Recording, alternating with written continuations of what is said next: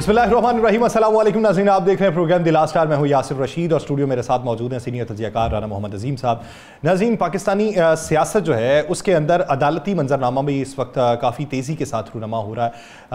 आज जो है अदालत के अंदर दो अदालतों में मुतफर्रिक दरखास्तें जो थीं उनके ऊपर समाअतें हुई हैं। एक अदालत में गैर मशरूत माफ़ी मांगी है सुप्रिटेंडेंट अडियाला जेल ने मुलाकात ना करवाने के हवाले से, और दूसरी अदालत में बात ये हुई है कि जहाँ पे मौक़िफ़ अपनाया गया कि वीडियो लिंक पे हम शमूलियत को मुमकिन नहीं बना सकते, वो ई कोर्ट में शमूलियत हो सकती है, और उसके अलावा जेल रूल्स के मुताबिक वीडियो लिंक पे कोई शमूलियत नहीं हो सकती। तो अदालत की जानिब से ये इस्तफसार किया गया है कि अगर जेल रूल्स के अंदर ये बात नहीं है तो वज़ीर आला पंजाब मरियम नवाज़ साहिबा ने ये बात की है कि कोट लखपत जेल एशिया की वो वाहिद जेल होगी जहाँ पे वीडियो लिंक के ज़रिए कैदियों के साथ बातचीत की जाएगी। तो क्या आपने जेल रूल्स की खिलाफ वर्जी की है और खिलाफ वर्जी करते हुए आपने तशहीर चलाई? तो इस ज़मन के अंदर भी वहाँ पर उन्होंने वक्त मांगा है कि हमें इस्तदा की है कि हमें वक्त दे दिया जाए और उसके बाद हम अपना मौक़िफ़ अपनाएंगे। दूसरी तरफ अगर सेनेट के इलेक्शन के हवाले से बात की जाए तो कुछ लोगों के नामों के ऊपर जो तहफ़्फ़ुज़ात थे, कागजात उनके मुस्तरद करवाने के हवाले से जो इस्तदा की गई थी वो इस्तदा रद्द कर दी गई है, जिनमें सनम जावेद हैं, जिसमें पाकिस्तान तहरीक इंसाफ की तरफ से या सुन्नी इत्तेहाद काउंसिल की तरफ से आप कह लें फैसल जावेद हैं, उनके नाम जो हैं वो क्लियर हो चुके हैं। सेनेट में इलेक्शन के हवाले से जो चीज़ें तय पानी हैं इस ज़मन के अंदर लतीफ़ खोसा साहब की रिहाइश गाह के ऊपर तमाम जो रहनुमा हैं वो इकट्ठे हैं और मुशावरत वहाँ पे जारी है कि वोट किस तरीके से दिया जाएगा, किसको दिया जाएगा, कौन पार्टी की तरफ से है, कौन आज़ाद हैसियत के तौर पे है, और अगर आज़ाद भी किसी को वोट देना है तो किस ज़मन के अंदर देना है। पाकिस्तान में क्या मफाहमत की पॉलिसी चलेगी या मज़ाहमत की पॉलिसी चलेगी? सियासी तौर के ऊपर सेनेट के अंदर, पंजाब असम्बली के अंदर, कौमी असम्बली के अंदर और बिलखुसूस KP असम्बली के अंदर क्या पैगामात दिए जा रहे हैं, इसी बारे में बात करेंगे। राना साहब की तरफ बढ़ते हैं। राना साहब, 30 मार्च से तहरीक चलाने का ऐलान किया है पाकिस्तान तहरीक इंसाफ ने, तो मामला किस तरफ को जाता दिखाई दे रहा है? बिस्मिल्लाहिर्रहमानिर्रहीम, अस्सलातु वस्सलामु अलैका या सय्यदी या रसूल अल्लाह, अस्सलातु वस्सलामु अलैका या सय्यदी या हबीब अल्लाह। या सर, पहले तो यार आप थोड़ा सा, आपकी मेहरबानी, आप अल्फाज की अदायगी में आपको याद नहीं रहता कि जो बात मेरी वज़ीर आला कहती है ना वही बात ख़त्म होती है। अगर मेरी वज़ीर आला ने कह दिया है कि कोट लखपत जेल में टेलीफोन पर वीडियो लिंक पर हर 20 मिनट गुफ्तगू गर हुआ करेगी, तो यार वो कानून बन गया है। उस कानून के आगे दुनिया का कोई कानून नहीं। यासर साहब, वो मेरी वज़ीर आला जो हैं वो जानती हैं। इसका मतलब है जितनी देर वो उस जेल में रही हैं उनको लाजमी पता होगा कि 20 मिनट फ़ोन पे बात होती होगी, नहीं होती होगी तो उन्होंने कानून बना दिया। तो बस फिर उसके आगे कौन सी कोर्ट, उसके आगे कौन सा, कोई चीज़ नहीं है। पता नहीं क्यों आप कहते हैं। वो सुप्रीटेंडेंट साहब को शायद पता नहीं था कि वज़ीर आला साहिबा ने ये ऐलान कर दिया है। जब उन्होंने कह दिया है तो इस मुल्क में तो चलता ही वही है जो वो कहती हैं। जो वो कहती हैं वही होता है। वो कह दिया उन्होंने कि जनाब हमारे भाई बेगुनाह है तो बेगुनाह है। उन्होंने कह दिया जनाब कि इनकी ज़मानतें नहीं होनी चाहिए, फ़लाँ की उसकी ज़मानतें नहीं होती। उन्होंने कह दिया जनाब कि ऐसे नहीं, ऐसे होना चाहिए, वैसा ही होता है। तो यार आप ऐसे ही, एक तो ना आप थोड़ी सी, आपकी मेहरबानी, जब आप एंट्रो दिया करें तो देख लिया करें कि आप किसके मतलब क्या बात कह रहे हैं, तो फिर आप उस पर कोई अदालतें उनके आगे कुछ नहीं है। यासर साहब, सिर्फ उनके आगे सबसे बड़ी अहमियत यह है कि जो उन्होंने कह दिया है वही सब कुछ है। मुझे एक बात बता दें, उन्होंने कहा इफ्तारी पे कि वीडियो लिंक पे बात हुआ करेगी 20 मिनट। यासर साहब कहा कि नहीं कहा? जी कहा। उसी का तो जिक्र जय साहब ने कहा ना। तो वो कानून अगर पाकिस्तान की जेल खाना जात में नहीं है तो वज़ीर आला ने कह दिया तो समझे कानून बन गया। इसलिए कि वहां पर किसी आईनी तशरीह की ज़रूरत ही नहीं है। ये तो आलम है इस मुल्क का कि हमारे ज़ुम्मेदारान को पता ही नहीं है हम क्या ऐलान करने जा रहे हैं। और आज के दिन तक, जिस दिन मैं आपसे बात कर रहा हूं, टेलीफोन पर बात तो बहुत पहले हर जेल में होती थी, लेकिन ये जो वीडियो लिंक के जरिए आज तक हुई ही नहीं बात। मुकदमात की समाअत जरूर हुई है, उसके लिए अरेंज किया जाता है, लेकिन ये कैदियों के लिए, हवालातियों के लिए ना ऐसा कुछ सिस्टम था, ना है और ना ही आगे होगा। लेकिन चूंकि हमने टीवी की सुर्खी बनने, हमने अखबार में सुपर लीड छपने, हमने हर बुलेटिन के अंदर हमारी ये चीज़ आनी है, हमने ये दाद लेनी है, तो फिर बताने वालों को ये नहीं पता होता कि पहले इस पर कानून बना लें, पहले इस पर अरेंज कर लें, पहले इस पर तमाम चीज़ें कर लें। आप देखें ना, उस जेल में बैठे हर कैदी, हर हवालाती के घर वाले तरस रहे होंगे कि रमज़ान में बात हो जाए, ईद पे बात हो जाए, किसी तरह बात हो जाए। तो अगर बात ना हुई तो हम में तो इतनी हिम्मत भी नहीं हम ये कहते कि जनाब बात नहीं हुई, क्योंकि आप बैठे हैं यासर साहब, आपके आगे तो बोल भी नहीं ना सकते हम। तो जहाँ तक बात है यासर साहब, अदालत में आज जो रिमार्क्स दिए आपने, बाकी चीज़ें खा गए ना, आपकी ये बड़ी क्वालिटी है। उन्होंने कुछ और भी कहा है, उन्होंने कहा ना कितनी कुर्बानियाँ चाहिए, कहा है ना कुछ उन्होंने 200। हाँ जी, दे देना 200 बंदे कुर्बानियाँ। अगर इस मुल्क के आइन कानून को दुरुस्त करना है तो 200 बंदों को कुर्बानी दे देनी चाहिए। अगर नहीं कुर्बानी देंगे तो चलता रहने दें ऐसे निज़ाम, क्या फ़र्क पड़ता है, चलने दें ऐसे, जिसकी लाठी उसकी भैंस, कोई कानून चलने दें। फिर जिसकी मुलाकात होती होगी उसकी दिन में 4-4 दफ़ा होती होगी, जिसकी मुलाकात नहीं होती उसकी नहीं होती। आज तो कोई नहीं चीख रहा कि चौधरी परवेज इलाही की पसलियां टूट गई। हम नहीं कह रहे, ये बाकायदा मेडिकल रिपोर्ट कह रही है परवेज इलाही को चोट लगी। ये मैं नहीं कह रहा, मेडिकल रिपोर्ट कह रही है। परवेज इलाही जख्मी है, मैं नहीं कह रहा, मेडिकल रिपोर्ट कह रही है। क्या इस पर किसी ने कहा कि उनका इलाज एक अच्छे हॉस्पिटल में करवा दें? यहां पे तो आपने 10 मिनट लगाए थे, प्लेटलेट्स गिरे थे तो आपकी मर्जी के हॉस्पिटल चले गए थे। क्या परवेज इलाही किसके लिए कोई इत्मीनान नहीं है? क्या परवेज इलाही का कोई किरदार नहीं है? क्या परवेज इलाही इस पंजाब का वज़ीर आला नहीं था? क्या सीनियर वफाकी वजीर नहीं था, नायब वज़ीर आज़म नहीं था? क्या इस पाकिस्तान के लिए उनकी हिदमात नहीं है? इस पर भी आज मरियम साहब अगर कोई मेरी वज़ीर आला कोई बयान जारी कर देती तो मैं समझता हूँ कि आज उनकी इज्जत में, एहतराम में मज़ीद इजाफा होता। चौधरी शुजात हुसैन सब कर देते, मज़ीद इजाफा होता। शाफी हुसैन सब कर देते, मज़ीद इजाफा होता। सालिक सब कर देते, मैं कह रहा बल्ले बल्ले हो जाती। रिश्तेदारी तो है ना। आप कहते हैं ज़ाती हसीयत से मिलने गए तो यह नज़र नहीं आ रहा कि ज़ाती हसीयत से उनकी हालत क्या हो गई है, लेकिन वो डटा हुआ है ना, वो डटा रहेगा। पसलियाँ क्या जो मर्जी तोड़ दें, वो डटा रहेगा। और जहाँ तक बाकी आप बात कर रहे हैं कि आगे क्या होना है क्या नहीं होना, महंगाई कंट्रोल होनी या नहीं होनी, महंगाई नहीं कंट्रोल होनी। महंगाई के मतलब तो मेरे वज़ीर आज़म ने कह दिया कि जनाब महंगाई और सख्ती के ये करवे घूंट पीने पड़ेंगे, तो तैयार हो जाए। मुझे तो सुनने में आया कि मैंने तो आज घर कह दिया मैं कि जनाब वो गैस का मीटर जो है ना वो कटवा दें या बंद करवा दें, कोई बात नहीं है, मेरे पास नहीं है इतने पैसे कि मैं बिल अदा कर सकूं। बिजली तो महंगी है ही है, गैस भी महंगी हो जाएगी। और ये सर्दियां तो हैं नहीं यासर साहब जिसमें हीटर चलना था, और गर्मियों में भी अगर गैस का बिल इतना आना है जिसकी इंतहा कोई नहीं, बिजली का बिल इतना आना है जिसकी इंतहा कोई नहीं, खाने पीने की अशिया इतनी महंगी है जिसकी इंतहा कोई नहीं।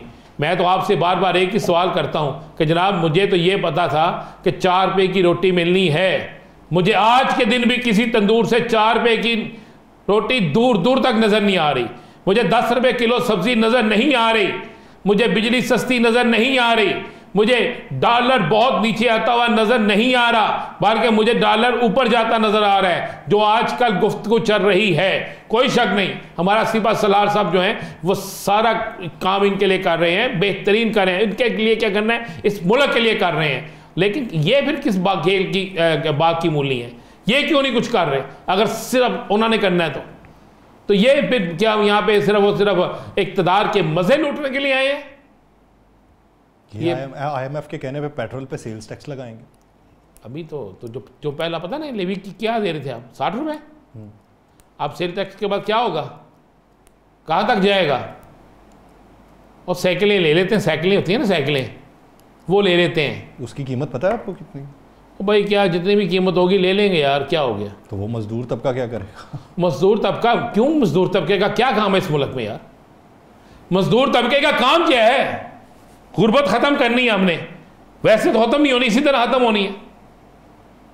यासर साहब पहला अशरा ख़त्म हो गया, दूसरा अशरा शुरू हो गया। कल 23 मार्च है, तजदीद अहद का दिन है। हम क्या अहद करेंगे? हम ये अहद करेंगे कि हमने मुल्क से गुर्बत नहीं गरीब ख़त्म करना है। हम ये अहद करेंगे कि हमने जबरन इलेक्शन में अपनी जीत बनानी है।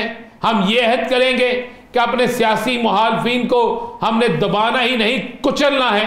हम ये अहद करेंगे कि पाकिस्तान के अंदर जमहूरियत के नाम पर एक नया ड्रामा चलाना है। हम ये अहद करेंगे कि हमारे सियासतदानों ने झूठे नारे लगाकर इलेक्शन लड़ने हैं और इलेक्शन के बाद कहना जनाब मुल्क की वसी तर मफाद में हम ऐसे नहीं ऐसे करने जा रहे। वो बात करें ना हम जो करने वाली है, हम वो चीज़ देखें जो देखने वाली है।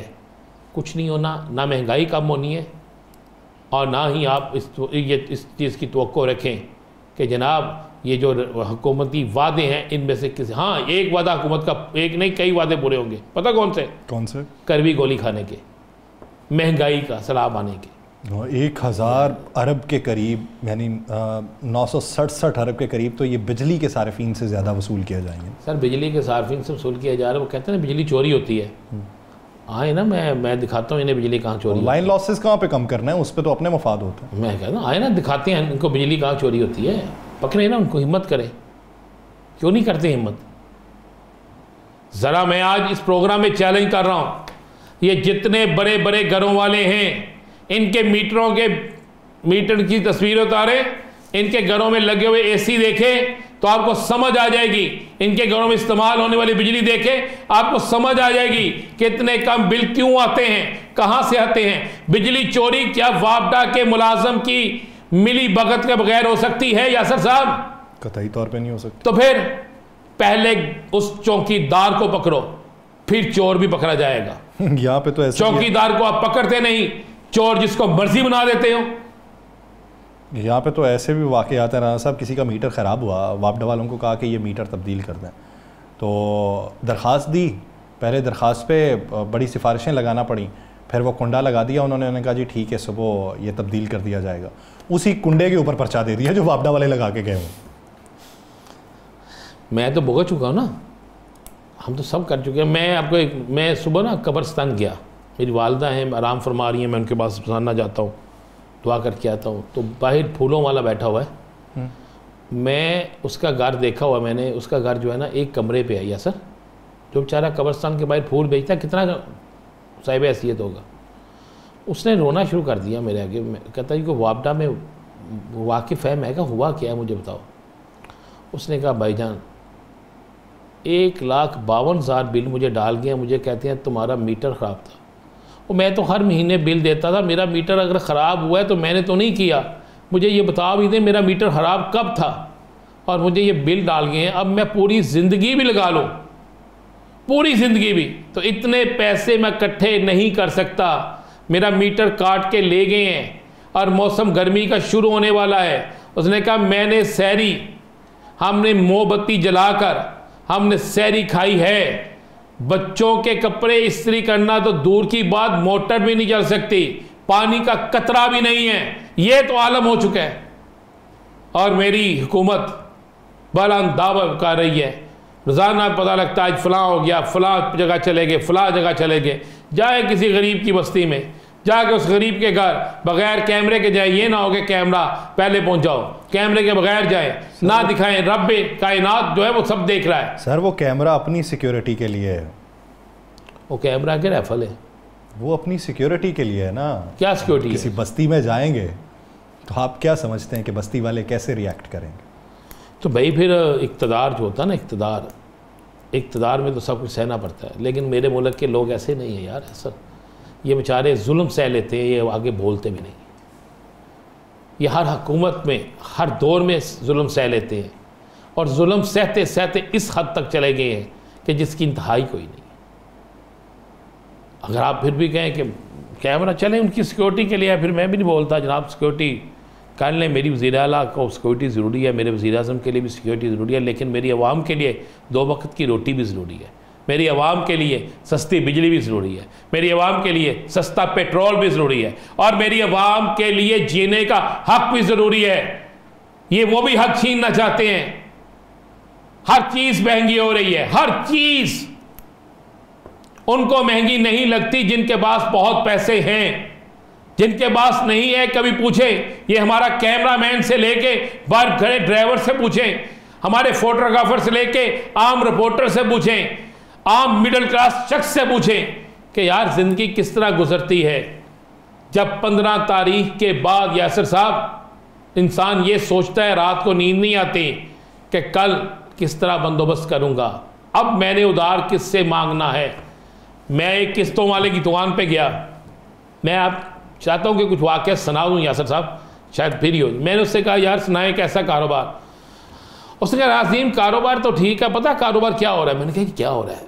कहते हैं लोग बेचारे आते हैं हमसे मोटरसाइकिल, एसी, टीवी ऐसी कोई चीज़ लेते हैं और बाहर वो जाके सेल कर देते हैं, हमें वो थोड़ी थोड़ी किस्त देते रहते हैं और बाहर सेल करके जो पैसे आते हैं उससे आगे अपना सिस्टम चलाते हैं। और ये इसी तरह उनका सिस्टम बेचारों का चलता है, इसके बगैर नहीं चलता। होता क्या है फिर, उसने कहा डबल पैसे उन्हें हमें देने पड़ते हैं, हमें भी दुख होता है। उसने कहा लेकिन क्या करें। तो इसका ज़िम्मेदार कौन है? हाकिम वक्त, चाहे वो हुकूमत किसी की भी हो, किसी दौर में भी हो, सब कुछ हो। क्या दौड़ लगी हुई है, कमाल की दौड़ लगी हुई है। इसको इलेक्शन लड़ा दो, इसका ना लड़ा दो, ये कोई नहीं कह रहा इसको रोटी दे दो, ये कोई नहीं कह रहा इसको फला कर दो। मैं कल करूंगा, मैं कल आपको ट्रक दिखाऊंगा, वो ट्रक जो आटा बांट रहे हैं, जो आप कहते थे दहलीज पर पहुंच रहा है, मैं कल आपको दिखाऊंगा। कल मैं रोजाना देखता हूं, मैं दिखाऊंगा वीडियो बना के कि किस तरह वहां पे तजलील की जा रही है, और फिर मैं देखूंगा उस पर एक्शन होता है या नहीं होता। राना साहब, हम बहसीत कौम ना, अगर आप वक्त दें तो एक वाक़या आपको सुनाता हूँ कि हम बहसीत कौम ना वो शतरंज के खाने भरने में लगे हुए हैं। हमें सिर्फ यही बताया जाता है 5-6 रुपये बिजली की कीमत बढ़ रही है, बस आपका क्या 5-6 रुपये फ़ी यूनिट बढ़ रही है, कितने की यूनिट आप इस्तेमाल कर लेते हैं। यानी फिगर देखें 967 अरब रुपए कमाने हैं उससे। ये जिसने शतरंज ईजाद की थी ना, वो बादशाह के पास लेके गया था उसको इब्तदाई तौर पे ना। उसने बादशाह के आगे शतरंज रखी तो बादशाह ने वो खेल देखा है तो उसने कहा मांगो क्या मांगते हो। उसने कहा ये खाने ना सिर्फ चावलों के दानों से भरने। बादशाह आगे से ना मुस्कुराया, उसने कहा क्या है मकानासी तुम बात कर रहे हो। उसने कहा जी ये भर दें लेकिन मेरे हिसाब से भरने, पहले खाने में एक, अगले में उससे डबल, अगले में उससे डबल।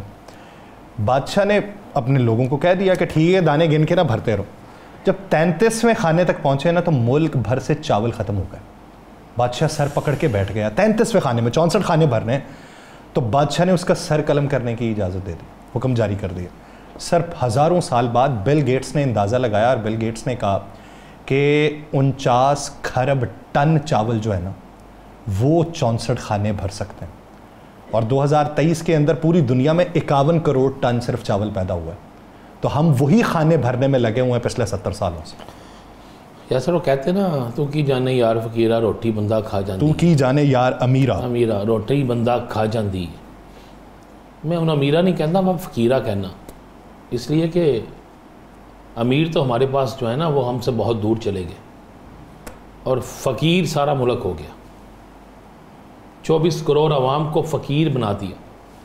कोई सस्ता आटे के पीछे भाग रहा है, कोई ज़कात के पीछे भाग रहा है, कोई लगे हुए दस्तरखान से फैमिली का खाना लेके जा रहा है, और कोई बच्चों का बस्ता बेच रहा है, कोई अपना गुर्दा बेच रहा है, कोई ब्लड बैंक के बाहर खून की बोतल बेचने गया हुआ है, और कुछ लोग फिर अपनी अस्मतों के दिए भी बुझा रहे हैं।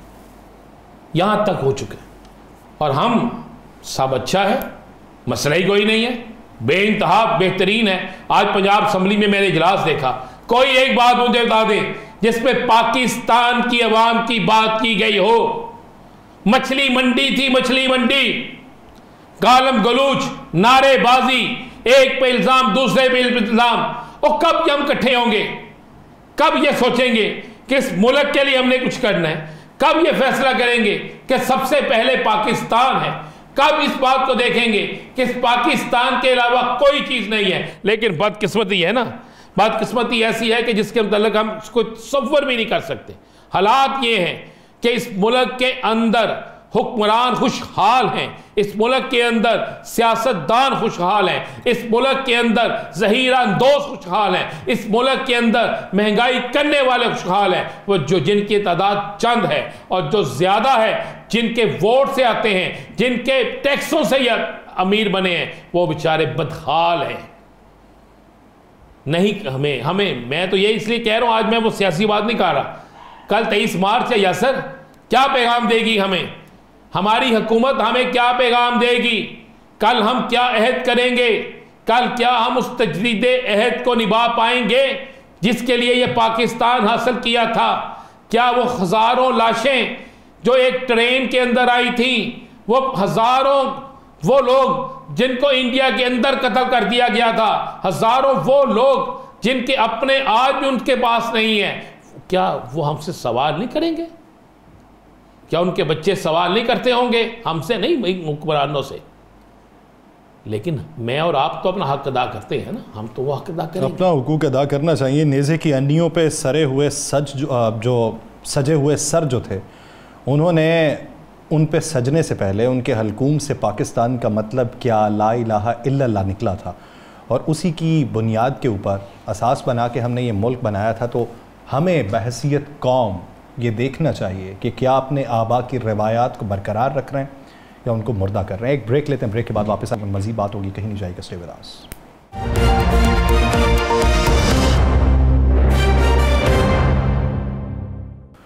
ब्रेक के बाद खुशामदीद नाज़रीन। इस वक्त सियासी हिकमत अमली जो हुकूमत की तरफ से अपनाई जा रही है और अपोजिशन की तरफ से अपनाई जा रही है, इसका एंड क्या होगा? डेडलॉक बरकरार रहेगा या मफाहमत की पॉलिसी होगी?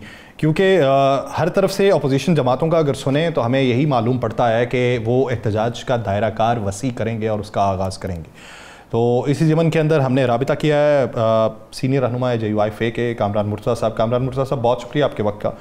कामरान मुर्तज़ा साहब, अगर देखा जाए तो पाकिस्तान तहरीक इंसाफ तो 30 मार्च से तहरीक चलाने का ऐलान कर चुकी है। GDA को देखें तो GDA कहती है कि ईद के बाद करेंगे तहरीक का आगाज़ दोबारा से। तो आपकी हिकमत अमली क्या होगी?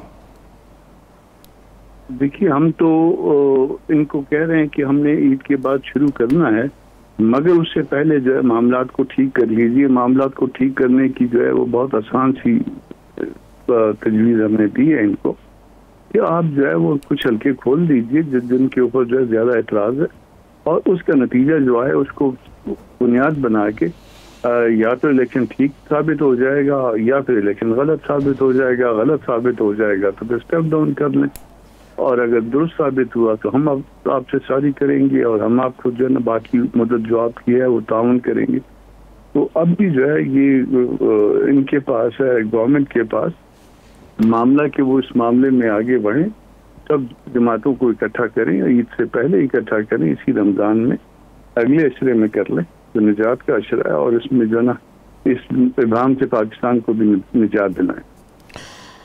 एक और चीज़ है जी, जहाँ तक हल्के खोलने की बात आपने की है, बड़ी अच्छी बात है। एक एप्लीकेशन भी गई है जुडिशल कमीशन बनाने के हवाले से, तो क्या आप समझते हैं कि जुडिशल कमीशन बनना चाहिए हल्कों के हवाले से?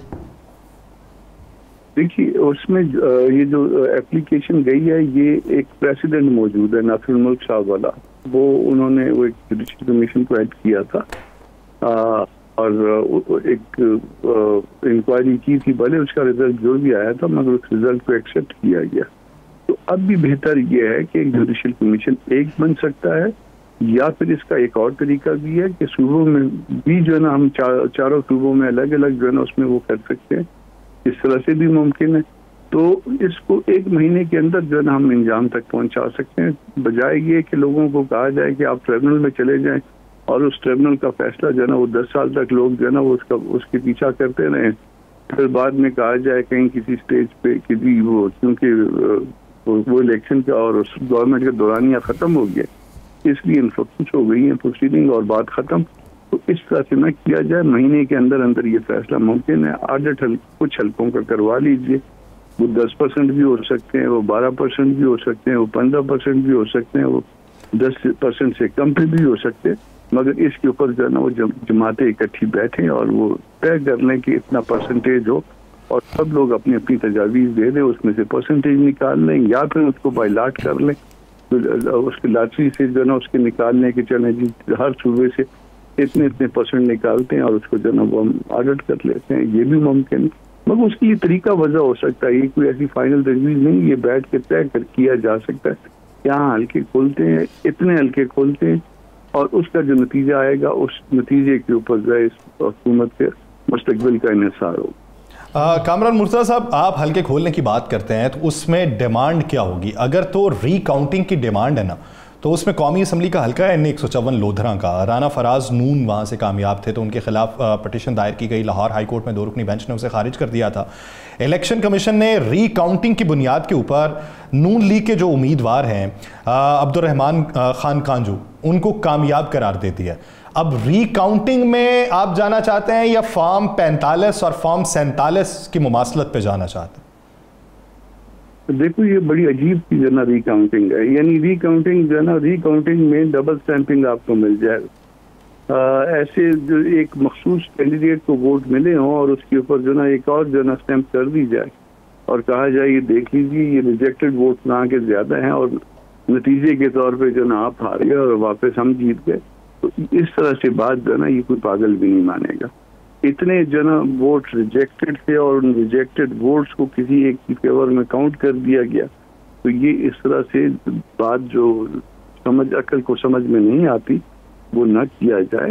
ये बड़ा आसान सा इसका आदत है और फॉर्म 46 जो है साथ रखना है, 45, 47 और उसमें जो ना वो हल्के खुलवाए भी जा सकते हैं कुछ, और किसी कोई बहुत सर्टन जो उसकी जो परसेंटेज है उसको कम कर लेते हैं, उसमें फॉरेंसिक भी हो सकता है। और ये जितना भी होगा ना वो जो काउंटर फाइल होती है जो इसका बैलेट पेपर की, उससे बहुत कुछ जो ना सामने आ जाएगा। और ये आपने बड़ी अच्छी बात की है, ये आपने बड़ी अच्छी बात की है और यही चीज़ जो है वो सारी चीज़ें खोल देगी फॉरेंसिक की। क्योंकि जब आपको पता है कि बेल्ट पेपर जब जाते हैं वो कहाँ कहाँ जाके थैले फेंके जाते हैं, फिर उन थैलों पे स्याही भी गिर जाती है, फिर उन थैलों में वोट चेंज करना तो प्रॉब्लम ही कोई नहीं है। और जब फॉरेंसिक होगी तो पता चल जाएगा किसका अंगूठा है किसका नहीं है। अब तो सारी चीज़ें क्लियर है ना, सब जो है उसको पता चल जाएगा। तो इससे तो होना चाहिए। आप क्या समझते हैं कि हुकूमत इसमें सीरियस होगी? हुकूमत इसमें सीरियस नहीं होगी, उनके लिए जिंदगी मौत का सवाल है। मेरा ख्याल है कि वो इससे जो ना अवॉइड करने के लिए जो है ना वो लोगों को यही गोली देते रहेंगे कि जी आप ट्रिब्यूनल में चले जाइए, या अभी तक इतने लोगों ने पिटीशन फाइल किए, इतना बात ये कि वहां से जाके अगर ट्रिब्यूनल में चले जाएं तो साल 6 महीने में फैसला हो भी जाए तो उसके बाद पूरे 5 साल जो है ना गुजर जाते हैं और 5 साल बाद हम जो है ना आके सुप्रीम कोर्ट में कहते हैं कि अब it's not a live issue, और जब वो लाइव इशू नहीं रहता तो फिर उसको डिसमिस कर दिन खुश करके फारिग कर देते हैं, स्क्रैप हो जाता है। तो अगर इस तरह से स्क्रैप होता रहे जैसे पहले होते रहे तो फिर फायदा नहीं है। लोग जो है इस बात से मायूस हो गए कि जाके ट्रिब्यूनल में कुछ चीज साबित कर सकते हैं या कर पाएंगे। उसका स्टैंडर्ड जो है ना वो बड़ा सख्त है, वो क्रिमिनल स्टैंडर्ड है कि किसी जिस तरह से किसी क्रिमिनल केस को साबित करना होता है, वही सेम जो है ना इस तरह से इलेक्शन में भी जो है ना किसी रिटर्न कैंडिडेट को जो अगर अंडू करना हो तो वो वही स्टैंडर्ड अपनाना पड़ता है। वो मुमकिन नहीं है इसको। और फिर जब धांधली इतने जो ना वो बड़े पैमाने पे हो तो उसके लिए आसान सा तरीका यही होता है कि उसको कोई कमीशन बने और वो उसका ऑडिट कर ले, ऑडिट करके वो कह दे कि जी नहीं हुई है धांधली, सारे जो है वो सारी करके और इस हुकूमत से ताउन करेंगे। तो अगर धांधली हुई है तो फिर हुकूमत बता दे कि फिर कौन सारी करेगा और कौन जो ना कामरान मुर्तज़ा साहब, वो PB 50 वाले फैसले के ऊपर आप क्या राय रखते हैं कि जहाँ पे सुप्रीम कोर्ट ने ये कह दिया कि ये गैर यकीनी टर्न आउट है, इसका तो हम अंदाजे नहीं लगा सकते कि 90% से भी ऊपर का टर्न आउट बहुत से पोलिंग स्टेशन में देखा गया, तो उन्होंने तो रीपोलिंग का कह दिया पूरे ही हल्के में। तो उसमें बाद जगह पे पूरा 100% हुआ था। मैंने एक पोलिंग स्टेशन का रिजल्ट देखा, उस रिजल्ट में सिर्फ एक, उस पूरे पोलिंग स्टेशन पे सिर्फ एक कोई बदनसीब था जो नहीं आया था या नहीं आई थी, बाकी सब ने जो ना आके वोट कास्ट किए थे, जितने के जितने लोग थे जिनके नाम वोटर लिस्ट में थे। मैं बड़ा हैरान हुआ कि ये बेचारा एक कैसे रह गया या रह गई ना। तो इस हद तक जो ना मामला गए हुए थे। तो वो उन्होंने कहा कि वसीम सज्जाद साहब थे दूसरी तरफ से, उन्होंने कहा कि जी 6 पे जो है ना ये हमारा केस ये था कि 6 पे अननेचुरल है। उन्होंने कहा और पे भी, हमने कहा बाकी पे भी कर ले, सारा खत्म कर दे, दोबारा कर ले, मालूम हो जाए। मगर उसमें फिर बात यह है कि उसका जो RO है वो दुरुस्त होना चाहिए, उसका डिप्टी कमिश्नर जो है वो ठीक होना चाहिए। लेकिन सर उस केस के अंदर तो दोनों फरीकैन की रजामंदी से ये फैसला हुआ ना, अगर कोई फरीक ही ना माने तो फिर क्या करेंगे? दोनों की रजामंदी से हुआ, अगर फरीक ना माने तो भी जो है ना ये अननेचुरल जो है ये इससे पहले भी तय हो चुका है। 2019 का सरदार मसूद लूनी वाला जजमेंट है, पेज 61 है, सुप्रीम कोर्ट मंथली रिव्यू। उसमें भी इलेक्शन कमीशन ने कहा था, उसमें मेरे ख्याल 80% प्लस था कुछ तो उसको सुप्रीम कोर्ट ने इलेक्शन कमीशन ने कहा था कि अननेचुरल टर्न आउट है, तो उसको भी जो है सुप्रीम कोर्ट ने मेंटेन किया था। इससे पहले भी इसकी मिसाल मौजूद है। अच्छा, एक चीज़ मौजूद है, एक कानून मौजूद है, और ये बात ख़ुद हमें इलेक्शन कमीशन और पाकिस्तान ने तमाम टीवी चैनल्स पे भी बताई, बाकी जगह भी बताई कि हर पोलिंग स्टेशन पे जो फॉर्म 45 होगा वो फौरी तौर पे अवेज़ा कर दिया जाएगा और दे दिया जाएगा। जो पोलिंग एजेंट जितने अंदर मौजूद होंगे उनको दे दिया जाएगा और वही फाइनल रिज़ल्ट होगा, उसी को किया जाएगा कि जाके। लेकिन यहाँ पर फॉर्म 45 जो है उसको तस्लीम करने के लिए तैयार कोई नहीं। जब इन्होंने अपनी वेबसाइट पे अपलोड किए तो फौरी तौर पर उसे हटा भी दिए। तो अब इन सारे चीज़ों के बाद आप कौन किस पे यकीन करेगा? उसमें एक और ड्रामा भी है। उसमें फॉर्म 45 भी ना 4 तरह के हैं। हर फरीक को जो है अलग अलग फॉर्म 45 मिला हुआ है और वो सारे सर पकड़ के बैठे हैं। आप 4 फरीक हैं जो ना वो 4 पार्टियों की जो ना फॉर्म 45 देखिए, सामने रख लीजिए, आप सर पकड़ के बैठ जाएंगे। और अच्छा, जो अपलोड हुए हैं उसका जो है ना वो उसका टोटल कर लीजिए, वो टोटल मैच नहीं करेगा, यानी काट पीट करके उसके बाद जो है ना इसलिए 2 दिन बाद हटाने पड़ गए। तो ये इस तरह के साथ जो है ना वो क्यों खामखा मुल्क की साख बर्बाद कर दी है। 50-60 अरब रुपया भी खर्च हो गया, मुल्क की साख भी गई, जो जीते हैं वो भी रो रहे हैं, जो आ रहे हैं वो भी रो रहे हैं। अच्छा, कामरान मुर्तज़ा साहब, अमेरिका डिमांड करता है कि पाकिस्तान में जो बेज़ाब्तियाँ हुई हैं इसकी तहकीकात होनी चाहिए। आप उसकी हिमायत करते हैं या फिर आप ये समझते हैं, आपकी जमात, कि ये पाकिस्तान का अंदरूनी मामला है और ये जंग आपने लड़नी है, कोई बाहर से डायरेक्शन ना दे? देखिए, अमेरिका से पहले हमने ये बात जो है ना वो कर ली थी, तो अमेरिका हमारे मौक़िफ़ की हिमायत कर रहा है, हम किसी अमेरिकी मौक़िफ़ की हिमायत नहीं कर रहे हैं। हमने हाथे साथ जो है ना इसमें, बल्कि जैसे ही इलेक्शन ख़त्म हुए और ये सारा मामला शुरू हुआ तो जो फोरम हमें अवेलेबल था वहाँ पे हमने इस मामले को एजिटेट किया। तो अगर कोई हमारे मौके एक और गवर्नर साहब, बड़ी खौफनाक सी खबर थी जिसपे वो कहते हैं जी कि पाक ईरान गैस पाइपलाइन जो है हम कोशिश करेंगे किसी तरीके से भी ये पाए तकमील तक ना पहुँचे, तो क्या इससे हम मदाखलत नहीं कहेंगे? जी, ये उनका हक नहीं है, ये उनका कत्तन हक नहीं है कि वो इस बात में वो करें, और इस पर हम बहुत बड़ा नुकसान कर चुके हैं। ये जो प्रेशर हमने लिया और उसके बाद जो अब तक इस प्रोजेक्ट को मुकम्मल नहीं किया, ये तो शायद आप कह लें कि ईरान की मेहरबानी है कि वो कहीं पे इंटरनेशनल आर्बिट्रेशन में नहीं चला गया, वरना तो हमारे गले में ये भी जो ना सेंटर की तरह के रेकोडिक की तरह जो ना ये पड़ा हुआ होता और ये हड्डी जो ना वो हमसे जो गले में फंसी होती। तो इसमें हमको किसी का प्रेशर नहीं लेना, हमने मुल्की मफाद देखना है। पाकिस्तान से सबसे पहले मुल्की मफाद देखना है, किसी का प्रेशर नहीं देखना, और मुल्की मफाद के लिए जो इकदाम उठाया जाना चाहिए वो उठाया जाए। बहुत शुक्रिया कामरान मुर्तज़ा साहब इस हवाले से अपना वक्त देने। नाज़रीन, एक ब्रेक लेते हैं। ब्रेक के बाद पाकिस्तान पीपल्स पार्टी के रहनुमा तैमूर तालपुर साहब हमें ज्वाइन करेंगे, कहीं नहीं जाएगा, स्टे विद अस।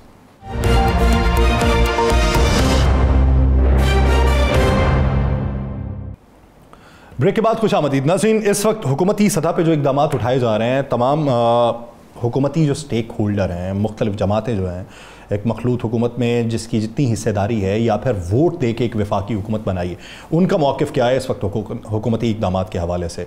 मुस्तक़बिल करीब में जो एक महंगाई का फिर से तूफ़ान आने वाला है, हमें IMF से डील के तहत 3 साल की डील के तहत कर्जा तो मिल जाएगा, लेकिन उस ज़मन के अंदर जो आपने बिजली की कीमतें बढ़ा के 967 अरब रुपए मज़ीद वसूल करने हैं, सेल्स टैक्स को आयद कर देना है पेट्रोलियम के ऊपर, और उसके अलावा तवानाई में मज़ीद जो है वो कीमतें बढ़ जाएंगी, उसका असर अशियाए ख़ुरनोश पे पड़ेगा।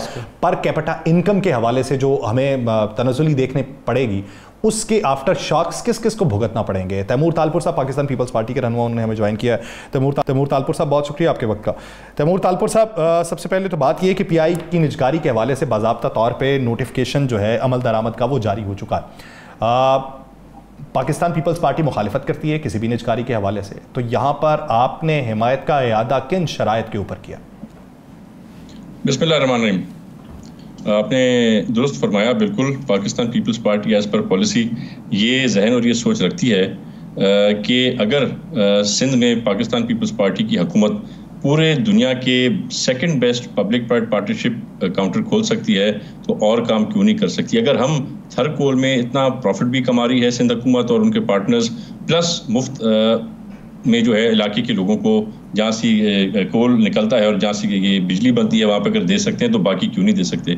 अगर हम सोलर से और विंड कॉरिडोर से अपना इलेक्ट्रिसिटी बना सकते हैं, तो हम PIA को क्यों नहीं चला सकते? तो ये कुछ सवाल निशान हैं जो हमारे जहन में रहते हैं। ऑफ कोर्स ये तो हमें सोचना पड़ेगा और देखना पड़ेगा। हुकूमत आज पाकिस्तान मुस्लिम लीग नून की है और प्राइम मिनिस्टर भी उनका ही है, पर हमने अपने बड़े वाज़ा किए हैं जो हमें प्रॉब्लम्स हैं, जो हमें इश्यूज़ हैं, और हमारी अभी भी यही कोशिश है कि हम उनको राज़ी कर सकें कि निजकारी के बजाय इसकी बेहतरी की तरफ जाएं, क्योंकि PIA एक चीज़ तो नहीं है। ऐसे मुल्क के अंदर भी बहुत सारे एसेट्स हैं जो अभी ब्लीड कर रहे हैं, जिनकी वजह से इकोनॉमी को नुकसान हो रहा है, और मुल्क से बाहर भी बहुत सी ऐसी प्राइम प्रॉपर्टीज़ हैं जिनमें बजाय इसके कि हम उनसे कमाएं, वहाँ पर भी पाकिस्तान की जो इकोनॉमी अपनी जेब से पैसे भर रही है। तो ये फैसला तो खैर उनका ही होगा, हम ज़रूर अपनी सलाह मशवरा दे सकते हैं। हाँ, और ये भी हम रियलाइज़ करते हैं कि IMF का भी काफ़ी प्रेशर है कि एयरपोर्ट्स को आप आउटसोर्स करें, आप PIA को बेचें। तो ये काफ़ी कन्फ्यूजन है, यहाँ पे काफ़ी कन्फ्यूजिंग सिचुएशन है। पर अब क्योंकि हम हमेशा हकीकत पसंद रहते हैं, हमारी इंसिस्टेंस के बावजूद भी अगर ये बेचना चाहते हैं किसी चीज़ को, तो हम ये चाहते हैं कि कम से कम जो फेयर प्राइस है, चाहे वो एसेट पाकिस्तान के अंदर हो हुकूमत पाकिस्तान का, चाहे वो एसेट पाकिस्तान से बाहर हो, उसको उसकी ड्यू डिलिजेंस, जो ड्यू वैल्यू है, जो एक्चुअल प्राइस है, वो ज़रूर मिलनी चाहिए। ये ना हो कि जैसे हमेशा होता रहे कि आधी कीमत में चीज़ें बिकती रही हैं, लोगों ने खुद ही हुकूमत के पार्टनर्स ने वो चीज़ें ख़रीदी और रखी। ये सब हम नहीं होने देंगे किसी भी सूरत। और मुझे उम्मीद ये है और ये यकीन है कि हमारे जो सलाह मशवरा है उस पर नून लीग की हुकूमत ज़रूर गौर व फिक्र करें। अच्छा तैमूर साहब, पीपल्स पार्टी का एक बहुत बड़ा क्रेडिट ये है कि उसने हमेशा मजदूर की तनख्वाह को बढ़ाया और उसकी पेंशन पे बात की है, लेकिन अब तो तय ये हुआ है, तनख्वाह बढ़ना तो दूर की बात, अब तो पेंशन ख़त्म करने की भी बात हो चुकी है, सारे मामला हो चुके हैं। पीपल्स पार्टी का इस पे क्या स्टैंड है? पेंशन की बात पर हमने बिल्कुल सिंपली रिफ्यूज़ कर दिया है कि हम पेंशन ख़त्म नहीं देंगे, क्योंकि जो हमारे अफसर्स होते हैं, जो लोग बेचारे मेहनत मजदूरी की कमाई कमाते हैं, अपनी ज़िंदगी बसर करते हैं, हुकूमत में सरकारी नौकरी का ख्वाब इसीलिए देखते हैं कि ताकि उनकी रिटायरमेंट के बाद भी उन्हें कुछ ना कुछ पेंशन मिलती रहेगी, अपने बच्चों का पेट पाल सकेंगे। तो इस पर हमारा बड़ा क्लियर स्टैंड है जो हमने लिया है और हम इसी पे खड़े रहेंगे। पर उसके अलावा बहुत सी ऐसी चीज़ें हैं जो हम समझते हैं कि हमें भी उनके साथ चलना पड़ेगा, जैसे कि एक बड़ी मेजर और बड़ा एक राइट बात है जिस पे हम एग्री करते हैं कि अगर बिजली है तो बिजली में इतनी चोरी क्यों? क्या ये चोरी कंट्रोल नहीं हो सकती? क्या गैस में इतनी चोरी है तो ये चोरी क्यों है? उसमें कंट्रोल नहीं किया जा सकता, क्योंकि दो ही ऑप्शन है आपके पास, या तो आप कीमतें बढ़ाते रहें और मिस्कीन गरीब और मजदूर के ऊपर वो उसका जो है प्रेशर बढ़ता रहे कीमतों की वजह से, या फिर आप चोरी ख़त्म करें। अगर आप चोरी ख़त्म करने में कामयाब होते हैं तो आपके रेवेन्यूज़ उसी तरह से बढ़ रहे हैं और फिर आपको प्राइसेस बढ़ाने की ज़रूरत नहीं, बल्कि फिर आप प्राइसेस को गिरा सकते हैं अगर हमारा ये सिस्टम चोरी का बंद हो जाता है। अच्छा तैमूर तालपुर साहब, अगर देखा जाए जिस तरीके से निजगारी की बातें हुई, आपने कहा जी मुखालिफत करते हैं, पेंशन के हवाले से आपने कहा मुखालिफत करते हैं, क्या पाकिस्तान पीपल्स पार्टी जिस तरीके से आप ये कह रहे हैं बकौल आपके कि IMF की डिमांड्स भी हैं कि निजकारी की जाए, क्या पाकिस्तान पीपल्स पार्टी ने इसीलिए आईनी ओहदे लिए हैं कि उन्हें मालूम था कि अपने मंशूर के मुखालिफ जाना पड़ेगा, तो इसलिए कि हम वो ओहदे नहीं लेंगे, हम आईनी ओहदे लेते हैं और ये पाकिस्तान मुस्लिम लीग नून पे छोड़ देते हैं? देखिए जी, ऐसी तो इसमें कोई दो राय नहीं है। आपको पता है, हमें पता है कि आज अगर प्राइम मिनिस्टर शहबाज शरीफ है तो वो बदौलत सदर जरदारी और चेयरमैन बिलावल भुट्टो साहब की बदौलत है। अगर आज इनकी हुकूमत है, अगर आज ये प्राइम मिनिस्टर हैं, अगर आज ये कैबिनेट बना के बैठे हैं, तो ये हमारी बदौलत है। इस चीज़ से तो हम शक्ल नहीं फिर सकते, ना हमें फिरनी चाहिए। पर यस, क्योंकि हम हुकूमत में नहीं हैं पर हम मेन स्टेक होल्डर ज़रूर हैं, तो हम ये राइट रखते हैं कि जो चीज़ हम समझते हैं कानूनी तरीके पे, कॉन्स्टिट्यूशनल तरीके पे सही है, हम उसको सपोर्ट करेंगे। और जो चीज़ हम समझते हैं, जैसे कि पहले एकदम से अमेंडमेंट्स आ गई आपकी, अमेंडमेंट्स के बाद आपके फिर प्रेसिडेंशियल ऑर्डर्स जो पुराने थे उन पे इम्प्लीमेंटेशन आ गई, तो हमने उसमें भी आवाज़ उठाई, हमने वो काम, वो लॉज। लेकिन तैमूर तालपुर साहब, ये काम तो अपोजिशन भी कर सकती है ना, आवाज़ उठाना तो उनका ही काम है, आवाज़ तो वो उठा सकते हैं। आप हुकूमत का हिस्सा हैं, आपकी जिम्मेदारी सिर्फ आवाज़ उठाने तक मकसूद नहीं रहती। अगर आप प्रेशर डालें हुकूमत पे कि हम अलहदा हो जाएंगे, तो हुकूमत तो घुटने टेकेगी ना आपके सामने। मेरे ख्याल से वो सियासत नहीं रही, वो घुटने टेकने या घुटने टिकवाने का टाइम चला गया है। आज अगर हम सपोर्ट कर रहे हैं नून लीग को तो सिर्फ और सिर्फ इसलिए कर रहे हैं क्योंकि ये मुल्क बहुत मुश्किल हालात से गुजरा है, इकोनॉमिक सिचुएशन बहुत ख़राब है, हम उस इकोनॉमिक सिचुएशन को बेहतर करना चाहते हैं, हम फिर से पाकिस्तान को इकोनॉमिक स्टेबिलिटी के रोड मैप पर वापस लाना चाह रहे हैं। तो ना तो हम कभी किसी को ब्लैकमेल करेंगे, ना ही हम किसी से ब्लैकमेल होंगे। हाँ, जो भी चीज़ इस मुल्क की बेहतरी में होगी उसके लिए हम स्टैंड लेंगे, और मैं ये समझता हूँ कि जिस चीज़ पर हम स्टैंड लेंगे उसके खिलाफ नून लीग की हुकूमत को जाना बहुत मुश्किल होगा। तो जब भी आप देखेंगे कोई भी ऐसी चीज़ आएगी जो कॉन्स्टिट्यूशनल होगी, जो डेमोक्रेटिक होगी, जो पाकिस्तान की इकोनॉमी के लिए बेहतर होगी, हम ना कि सिर्फ स्टैंड लेंगे, पर स्टैंड लेने के साथ साथ मेक श्योर करेंगे कि हम उसको इम्प्लीमेंट कराते हैं। अच्छा, एक तो बता दें, क्या आपके IG साहब की तब्दीली का मुतालबा पूरा हो गया, नंबर 1, और नंबर 2, क्या फैसल वाडा साहब पीपल्स पार्टी MQM के मुश्तरका उम्मीदवार हैं, पीपल्स पार्टी उनको वोट दे रही है नहीं दे रही? देखिए, मुझे MQM का तो नहीं पता, पर पीपल्स पार्टी की अपने कैंडिडेट्स हैं जिन्होंने कैंडिडेट भराए हुए हैं। हमारे कैंडिडेट्स अल्हम्दुलिल्लाह फुल विक्ट्री के साथ, पूरे अपने नंबर्स के साथ सक्सीड होके आने वाले हैं इंशाल्लाह। और हम कभी भी अपने कैंडिडेट्स को जो पीपल्स पार्टी के टिकट पर हैं उनको छोड़ के और किसी और को सपोर्ट नहीं कर सकते। हाँ, अगर वाडा साहब ये जहन में बात रख के बैठे थे, वो आते, वो वैसे भी सदर ज़रदारी से मिलते रहते हैं, उनको अपना सियासी वालिद समझते हैं, तो अगर वो पहले आके ये बात करते, पाकिस्तान पीपल्स पार्टी ज्वाइन करते, तो ज़रूर वो पाकिस्तान पीपल्स पार्टी के सेनेटर बन जाते। पर मैं आज भी फैसल वाडा को सेनेटर बनते हुए देख रहा हूँ, वो फ्यूचर में इंशाल्लाह ज़रूर सेनेटर बनेंगे, पर पाकिस्तान पीपल्स पार्टी के सेनेटर नहीं होंगे। मेरे ख्याल से MQM उनको ज़रूर वोट करेगी, शायद और कोई प्रेशर्स के थ्रू और भी कोई, शायद नून लीग भी शायद 1-2 वोट उनको डलवा के सेनेटर में कामयाब कर दे, पर पीपल्स पार्टी के वो कैंडिडेट ना है और ना ही पीपल्स पार्टी के वोट उनको पड़ेंगे। अच्छा, खैबर पख्तूनख्वा में पीपल्स पार्टी जो है वो असेंबली इजलास बुलाने के लिए बारहा कह चुकी है और अब अदालत से रुजू करने का ऐलान कर दिया है। फैसल करीम कुंडी साहब कहते हैं कि जो मखसूस नशिस्तों वाले हैं उनसे हलफ नहीं लिया जा रहा, तो इस ज़मन के अंदर गवर्नर को लेके आपकी पॉलिसी क्या होगी? देखिए जी, हमने तो हमेशा कानून की सरबराही में हम चले हैं, कानून को आगे लेके चले हैं, और कानून ये कहता है कि जब भी गवर्नर आपका इजलास कॉल करता है तो कोई ऐसी ताकत नहीं है कॉन्स्टिट्यूशनली जो उसको रोक सके। तो आज भी KP की असेंबली ना बुलाना एक गैर कानूनी, एक अनकॉन्स्टिट्यूशनल, अनडेमोक्रेटिक स्टेप है, जिसके खिलाफ बिल्कुल हम भी कोर्ट में जाएंगे, और मेरे ख्याल से और भी बहुत से ऐसे एग्रीव्ड पार्टीज हैं जो कि कोर्ट में जाने को तैयार हैं, और कोर्ट में जाने के बाद कोई ऐसा तरीक़ेकार नहीं होगा जो इनको फर्दर रोक सके असेंबली का इजलास बुलाने से। लेकिन ये बहुत सी मसाले मौजूद हैं कि बहुत से आइनी मामलात ऐसे थे कि जिस पे हर सूरत में काम होना था, 90 दिन में इलेक्शन और बहुत से मामलात थे, उस पर कोर्ट्स के आर्डर भी मौजूद थे, तो उस पर क्यों नहीं बाकी सियासी जमातें बोली?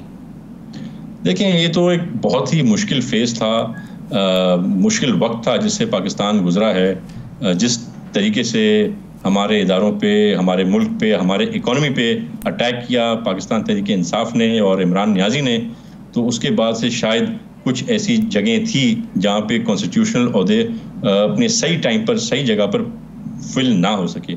पर हमने हमेशा इसको रिग्रेट किया, हमने हमेशा कहा कि इलेक्शन टाइम पे होंगे, हम इलेक्शन डिले नहीं होने देंगे, और हम उस बात पे खड़े रहे, और हमने अल्हम्दुलिल्लाह इलेक्शन टाइम पर करा के दिखाए। तो हम हमेशा कॉन्स्टिट्यूशन के साथ ही खड़े रहे थे और खड़े रहेंगे।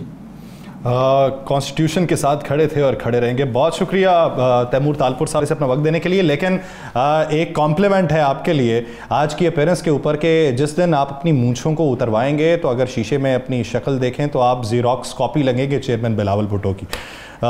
सलामत रहें। नाज़रीन, एक ब्रेक लेते हैं, ब्रेक लेने के बाद वापस आएंगे, इसके ऊपर मज़ीद बात होगी, कहीं नहीं जाएगा, स्टे विद अस।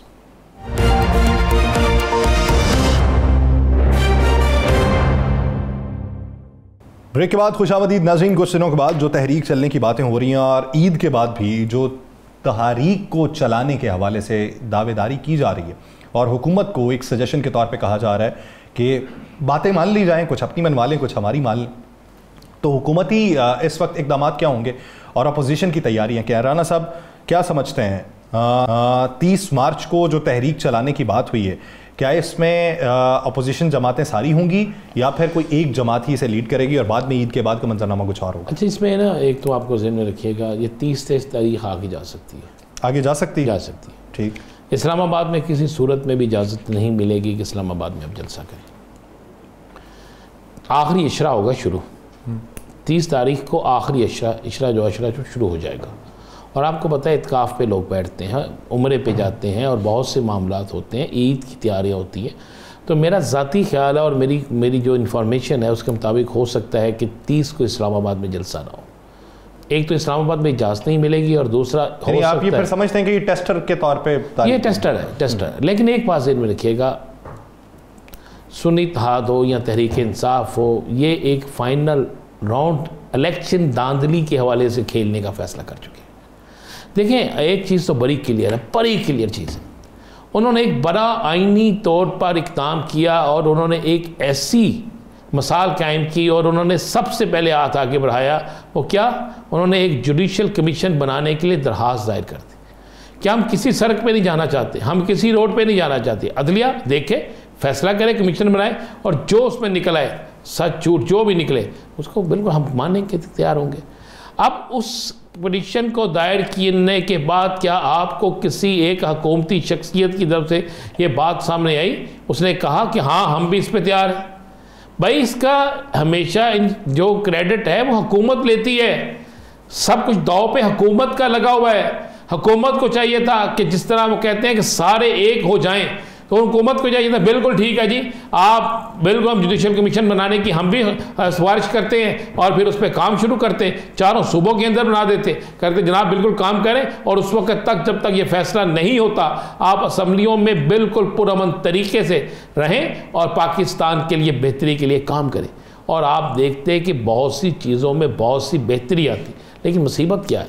मुसीबत यह है यासिर साहब कि मैं ना मानूँ, ये वाली बात। यहाँ पर कैंडिडेट को पता नहीं होता और उसके हल्के की गिनती भी दोबारा हो जाती है, वो मौजूद नहीं होता, उसे पता उस वक्त लगता है कि जनाब आज तो मैंने तो नहीं कहा, आज तो हाई कोर्ट के जज साहब ने कहा कि हम तो ऑर्डर देते हैं, उसको मानने के लिए तैयार कोई नहीं है, हम स्टे देते हैं, उस पर अमल करने के लिए तैयार कोई नहीं। हमारा ऑर्डर एक कागज़ का टुकड़ा है। अब मुझे बताएं, मेरे लिए तो सबसे मोअज़्ज़ज़ अदलिया है, मेरे लिए तो सबसे एहतराम अदलिया का है। मैंने अगर किसी से तंग हूँ, मुझे कहीं से इंसाफ नहीं मिलता, नीचे से इंसाफ नहीं मिलता, तो मैं ऊपर हाई कोर्ट में जाऊँगा ना, वहाँ जाके अपनी दरख्वास्त पेश करूँगा, वहाँ जाके अपनी इल्तिजा करूँगा, वहाँ जाके सब कुछ करूँगा, लेकिन कौन सुनेगा? यही तो आलम है। दूसरी बात है यासिर साहब, आपने इलेक्शन से पहले सरबरा पीटीआई का फैसला इतनी तेज़ी से केस ट्रायल किया, इतनी तेज़ी से केस ट्रायल किया कि जिसकी इंतहाई कोई नहीं, इतनी तेज़ी से तो रिजल्ट तब्दील नहीं हुए जितनी तेज़ी से वो फैसले हुए। तो जब वो फैसले इतनी तेज़ी हुए तो उस केस के अगला ट्रायल भी उसी तेज़ी से होना चाहिए था कि नहीं होना चाहिए था, ताकि एक तासर जाता कि पाकिस्तान की जो अदलिया है वो फौरी इंसाफ देती है और अवाम ये चाहते हैं, मुझे यकीन है कि अदलिया से फौरी इंसाफ मिलेगा। देखिए, आज बहुत बड़ा फैसला है शौकत अजीज़ सिद्दीकी का, आप इस फैसले को भी छोटा फैसला मत समझिएगा, इसके बड़े दूरस्थ नताइज आपके सामने आएंगे। तो बहुत सी चीज़ें ऐसी हैं, और अगर हुकूमत चाहती है कि पाकिस्तान में सियासी इस्तेहकाम हो, मुआशी इस्तेहकाम हो, पाकिस्तान के अंदर सब एक ही जगह खड़े हों, तो फिर उन्हें यह करना पड़ेगा। नहीं तो तहरीक इंसाफ जब भी तहरीक चलाएगी तो उनके स्टेज पर आपको ऐसे ऐसे चेहरे नज़र आएंगे कि आप परेशान हो जाएंगे कि ये इतना बड़ा इत्तेहाद और इतने बड़े चेहरे आज सब एक ही नारा लगा रहे हैं। बात है कि नफ्सा नफ्सी में जब अवाम मुब्तला होंगे तो फिर अवामी पजीराई भी तो उस तहरीक को मिलेगी। प्रोग्राम का वक्त खत्म हो जाता है, मुझे और राना साहब को दीजिए इजाज़त, आपसे मुलाकात होगी कल। अपना बहुत सा ख्याल रखिएगा, अल्लाह ने के पास।